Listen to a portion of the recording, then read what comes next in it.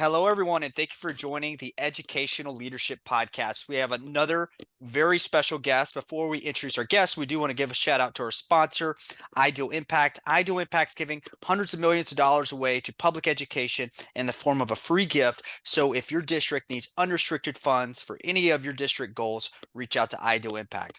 Okay, today we have our co-host, Corinne French. Yay, good afternoon or morning, whenever you're listening to this, but good morning to you both today. Yes, and we have Dr. Hartzler from Union Public Schools. Dr. Hartzler, thanks for joining us this morning. Good to be here. Absolutely. And so before we jump into the conversation, if you can, just share a little bit about your background so everybody gets to know you a little bit. Well, I've been, this is my 30th year in public education. Started out as a teacher and a political science teacher and a coach here at Union back in 1986. And it just seems like yesterday that I arrived here. Kind of very unusual that I think a superintendent would have been in a district for so long. But that's kind of what's happened. I think in some ways I kind of think about if you just hang around long enough, eventually they don't know what to do with you, so they make you a superintendent. Outstanding. So what are you passionate about in public education right now? So there's a lot going on, a lot of good stuff happening, and we talked to different. We've had over 70 interviews. If you look at, whether you're looking at Spotify or the YouTube channel we have, and we've interviewed different superintendents. Everybody's got something really cool they're working on, or they're involved with, or maybe it's a challenge they overcame. What's happening in your world?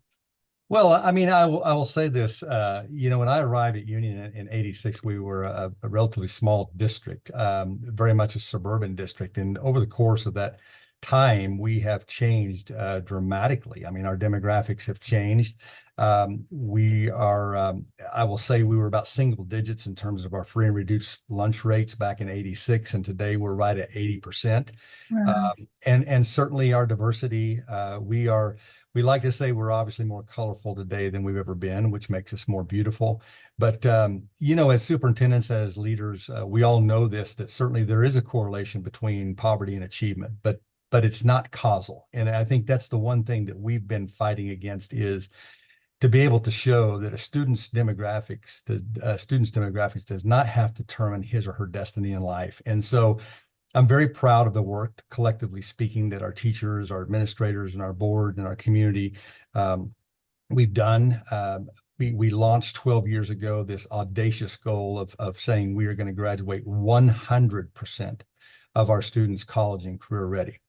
And truly, we had to reverse engineer what that was going to look like. And what we realized, and I think all leaders, school leaders recognize this, that all schools have conditions that impact learning. And those conditions can either serve to enhance learning or they can serve to impede it. So our job was to kind of go through and really do an autopsy of our system, our structure, and our systems to say, all right, what are the things that we're going to keep? And then what are the things that we're going to purge or get rid of or modify to ensure that we are truly enhancing this learning environment for our students and our staff. And I'm pleased to say that when we started this journey, we were about 76% free and reduced lunch, or not 76% graduation rate. And we have been as high, just right before the pandemic, as high as a 93% graduation rate, which I think is really a truly testament to the collective work that we are doing. And so we are definitely a high poverty yet high achieving district. That's amazing. That's a big jump. Yeah, congratulations on that jump. I mean, I think that takes every person in your building working to meet that goal. Like that goal cannot be just yours. It has to be your entire staff's goal, and really the stakeholders and every person. So congratulations on that. I think that's amazing. Thank you. I wonder, like, can you tell us the success story of some of those college career readiness, like something that you didn't intend? You knew that you were going to increase your graduation rate. You knew that it was going to do whatever that you set out for it to do. But can you tell us something that you didn't expect that would happen by meeting that goal and by boosting those programs? Well, yeah, I mean, yeah, there's been so many things that kind of have surprised us. I think one being is that when we launched this goal, we kind of did it in conjunction with this philosophy called the community school philosophy, which is not a program. It's just really, it's a way of thinking, and it's truly a system or a philosophy.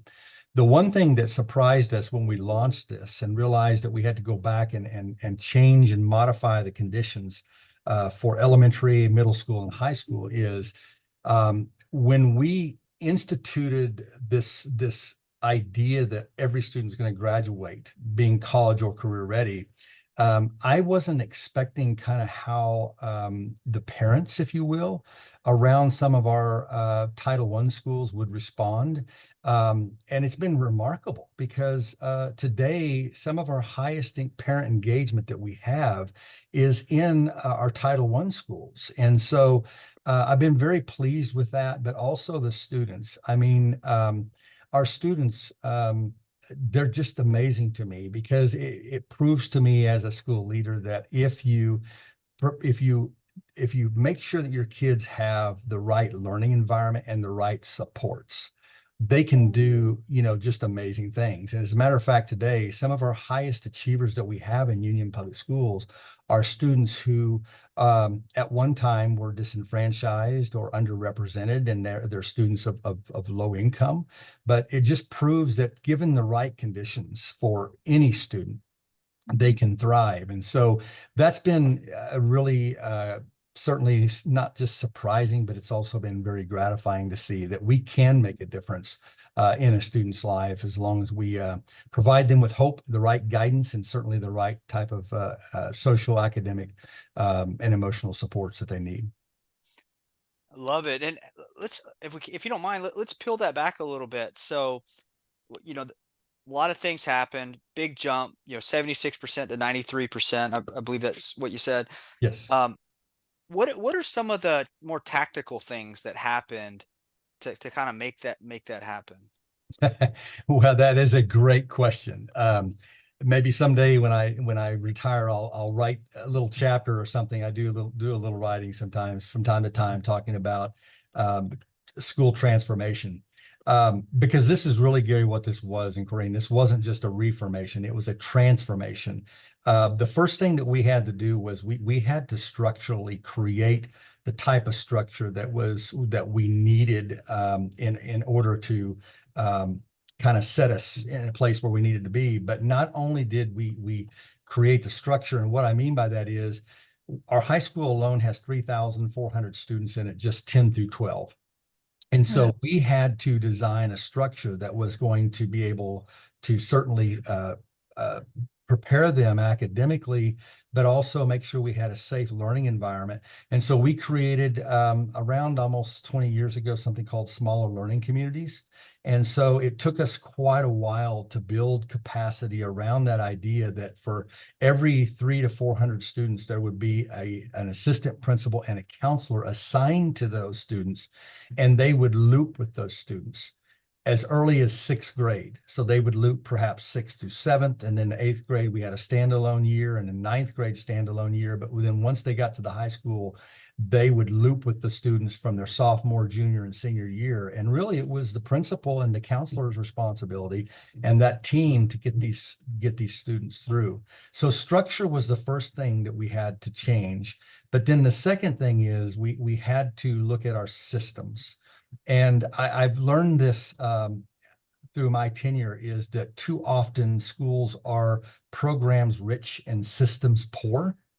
And what I mean by that is too often, we're lured by the latest, greatest program, and we think if we buy it, that's going to be kind of the solution to our problems.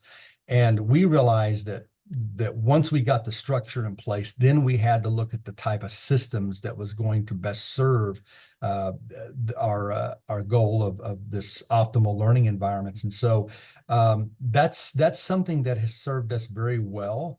And what I mean by systems is it's just providing the type of supports, right? And it's those very intentional supports that we really have tried to individualize this education for each student.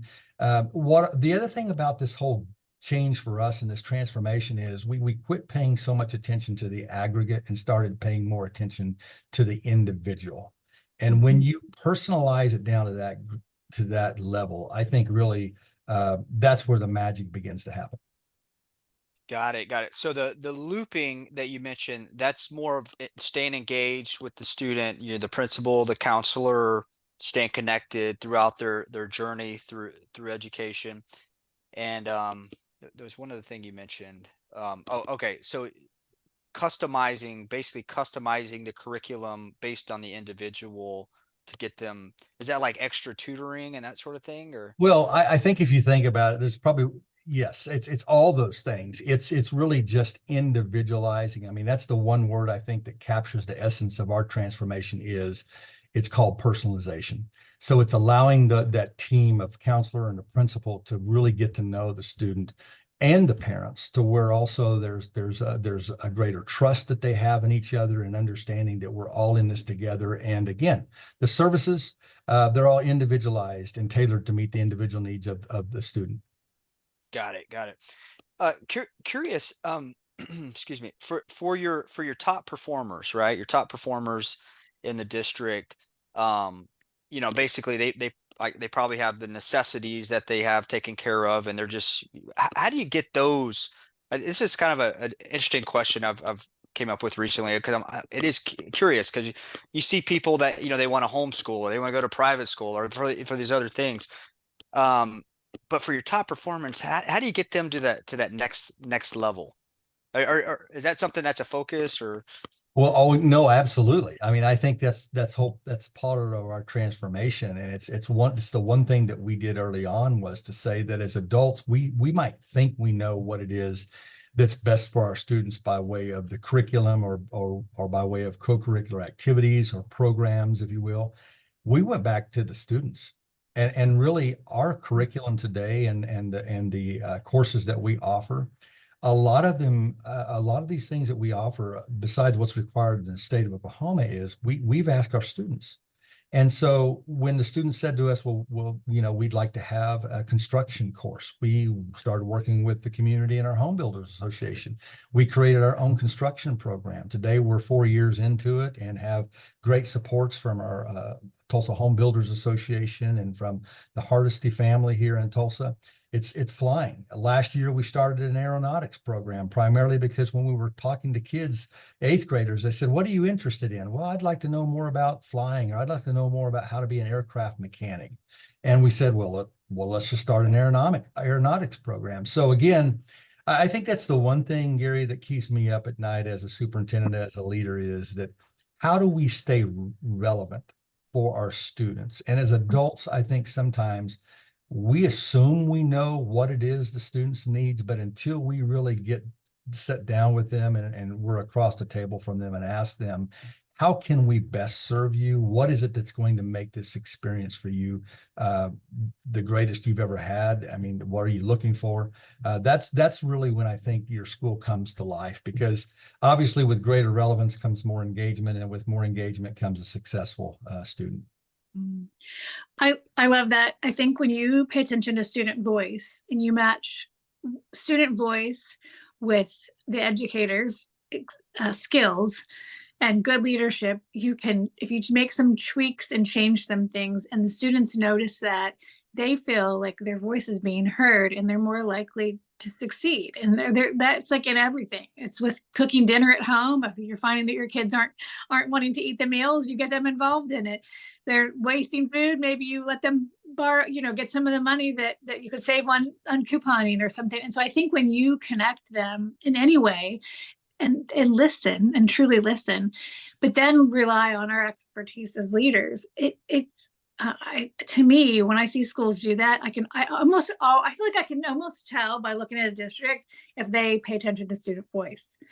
And if that would be an interesting survey later someday to do, it's like how you've engaged with your students and what that looks like with different size districts, right? Like you have to be cognizant of their time and missing time in the classroom, but also giving them that space to learn from y'all and see how things are done. It's so important.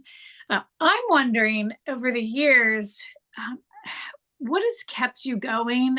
Do you have a motto or a book that you love to review back and forth, or a group of superintendents that you call and at the last minute will encourage you? Like, what keeps you going? I think leadership can be lonely.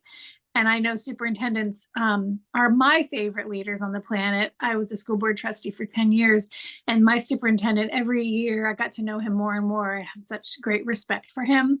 So I know you all are one of the best leaders on the planet, but it's still important for our listeners and other leaders to know how you do it. So do you have a few tips on what's keeping you going, how you stay motivated, how you take care of yourself as a leader, anything on that, in that vein of thought? Well, I think I thank you for those kind words for all of our superintendent colleagues and school folks out there, because this isn't easy work. I mean, we know I was in business 38 years ago, 39 years ago, before I got into education, just for about a year, and then decided, this is not really where my calling is. I think for me, I've always, my own personal experience, somewhat grew up in a single parent household, and realized that had it not really been for the teachers and the counselors and coaches in my life that invested in me and saw certainly more potential than I did in myself, I wouldn't be here today. And today I'm my children's lot in life has changed forever, and hopefully for generations to come, because of education. As it's often been said before, that someone once said, of all the devices of human origin, education is the greatest equalizer known to man. And I believe that. And I believe in the potential and the power of public education. And I'm a product of both private and public. But at the same time, the majority of our students today, I know in Oklahoma, 90% of our kids reside in a public school. And so for me, it is who is that next Kurt out there that needs the support, that I know they're probably, maybe in a tough home environment. For us in Oklahoma, as it's probably true in a lot of states and a lot of schools, our greatest enemy is something called poverty, where 1 in 4 children live and 2 in 3 qualify for free and or reduced lunch. So for me, what keeps me going is just thinking about how that getting a good quality education, in a public school, not only advances the individual, but if that individual is advanced, then so is our community. And I think that's what I'm after, is recognizing just the power and the potential in public education. And so I appreciate that question. I am nearing the end of my career, but I'm going to still be involved in some way or fashion. But that's what keeps me going, is just knowing that each and every day, hopefully we're making a positive difference in a student's lives, that they will in turn pay that forward, not only for themselves, their family, but also for someone else.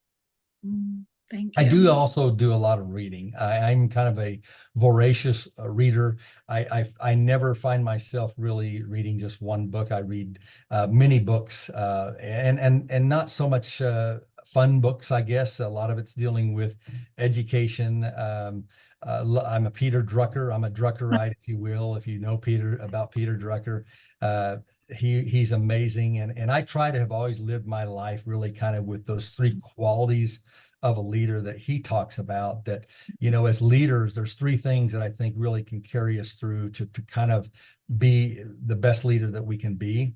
And that is that, operate with a high degree of integrity, humility, and generosity. And so that's kind of what motivates me. It's just knowing that I've got to continue to pour back into students' lives and to people's lives in order to again make society better. I love Peter Drucker. I'm writing that down. I'm trying to write my dissertation right now, and I have a section on leadership, and I'm like, did I use Peter? I need to make sure I use Peter. Like, because I have a whole list of all these education books Yes. from my doctorate classes, and there's so many good books out there about leadership, and some of them I do find that are helpful to kind of read over every year or so, or just go back and look at them, because I feel like that points me back then if I'm getting kind of frustrated or getting overwhelmed, then you like go back to some of those core things that you've learned, and it helps sustain you a bit longer. So thanks for sharing that about Peter. Yeah, that's interesting. I know Peter Drucker on the business side of things, like he's a big you know, he's big on the business side, a lot of, a lot of Mhm. business books and things. So that's interesting that, in public ed, he's a focus as well. I guess it's just his Mhm. content is just the leadership in general. That's awesome. And yeah, integrity, humility, and generosity. That's those may sound like things that, oh, okay, yeah, we could do that. But I imagine as people become more and more successful, it's harder to hold on to those things. At least you see it in the world in general. So having those top of mind as people move up in their careers, that's definitely something to focus on. So absolutely.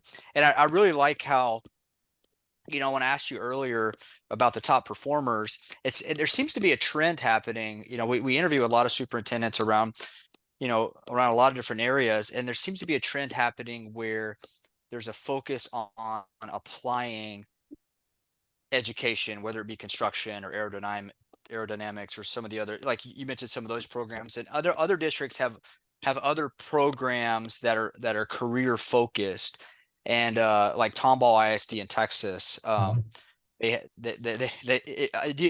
familiar with Tomball? Well, I was just in San Diego last week, and their superintendent was there, being recognized, obviously as a finalist, and I was fortunate and very grateful to be Oklahoma's state superintendent this past year. So I got to meet her, and they're doing remarkable things there. So it was a neat group to get to spend a little time with last week at the American Association of School Administrators Conference.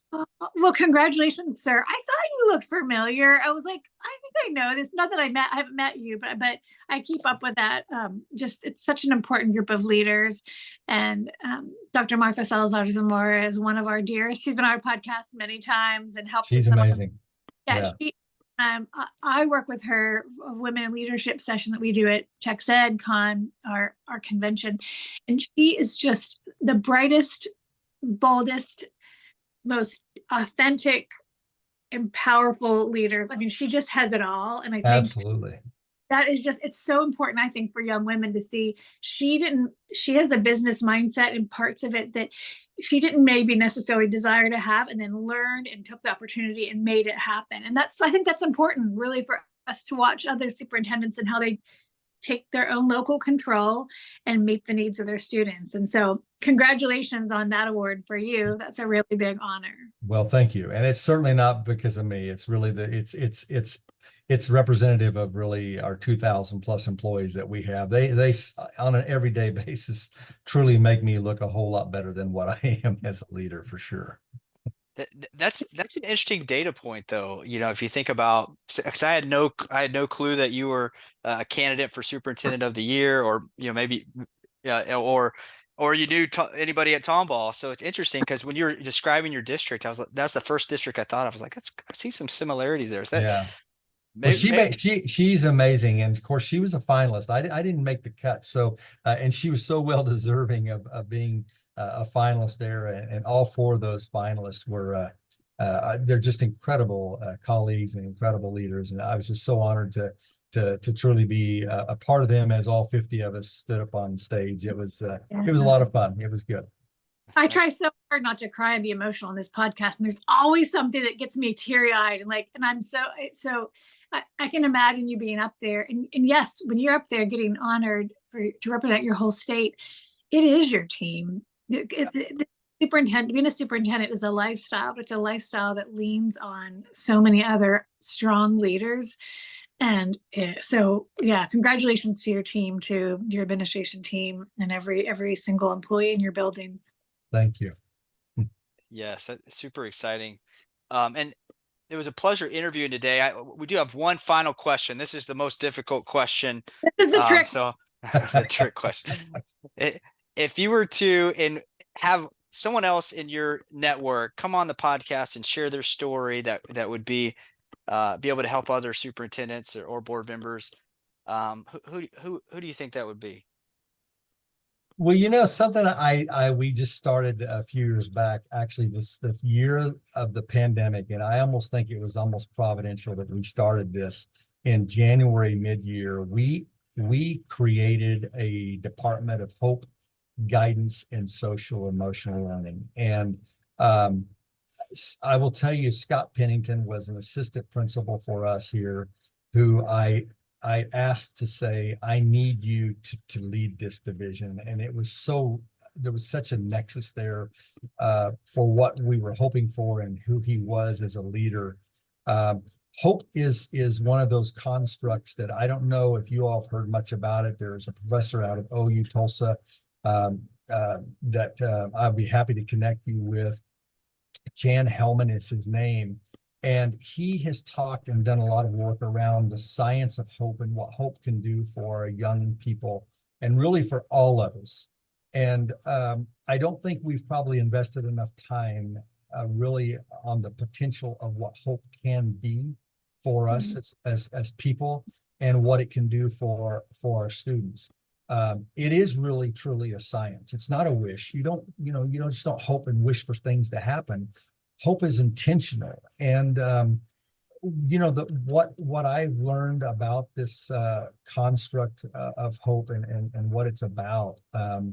Wow, I've seen the difference in our students' lives, even at the middle school level. They're speaking this language. They're talking about the intentionality of it and how hope is something that if you want it in your life, you have to be intentional about it and understand what it is, and you just don't wish for things to happen, right? You've got to plan for it, and you've got to kind of create those antecedent conditions to make sure that that it's preparing you for success in life. So that's an exciting thing for me.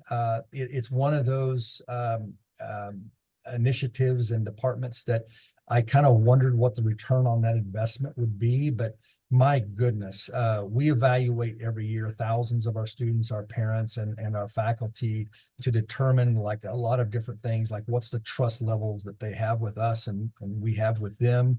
And our data are really remarkable around that area of hope and seeing kind of what it is doing for our students and their journey here. I think we need to have you both on again, if you are willing. We'll definitely reach out to both of those people. But I think that is something. We had someone come on from Houston, and she talked about lovescaping and just actually like teaching what the word love is and doing these things. And I think we get so caught up on, did we get this program and are we doing this and just this entire long thing, and just like circle back and or even just slow down and get on the same page. What does hope look like? How can I convey hope to a student who's 5? How can I do it to the parent who's 55? How can I, and those sometimes we can learn a little bit from each other and how we're doing it. And that gives us hope to then keep giving the hope. So I feel like we need a whole session about that with y'all. That might be something if you're willing to come back on, and we'll for sure reach out to them.